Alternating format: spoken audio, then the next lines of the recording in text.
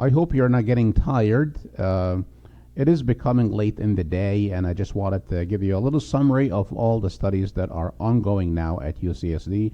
I kept referring to those studies during my presentation, and now I will just briefly tell you what's going on. We have an ongoing randomized trial. It's a multi-center trial, obviously. They're not just going on at UCSD, but UCSD is a major center for the trial. Remdesivir, which is led by Dr. Dan Sweeney, a great friend of mine. He's the IC director at Hillcrest Hospital.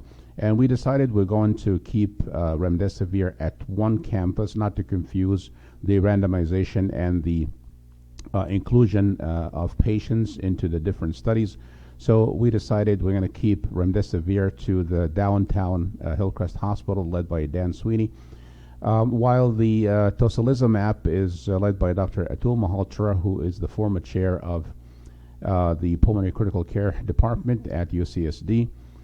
We have three other trials, as you can see, azithromycin hydroxychloroquine, and that's also taking place at the downtown campus, Hillcrest Hospital. We have the convalescent serum study, and also the ramipril study that I referred you to. So on a positive note, I just want to give you like a little bite this time. We're not going to go for too long. It's probably getting late in the day, and then I will resume tomorrow. But this was a very nice thing to share with you. As I walked into the ICU, I find these boxes of candies, chocolate, gum, sweets. What even makes it sweeter are those notes that we get from patients' families thanking the staff for being there, for dedicating their time and expertise to taking care of the loved ones. This was really a nice gesture, which made a big difference to all of us. I also like to salute all the nurses and the respiratory therapy staff that are tirelessly working in those units.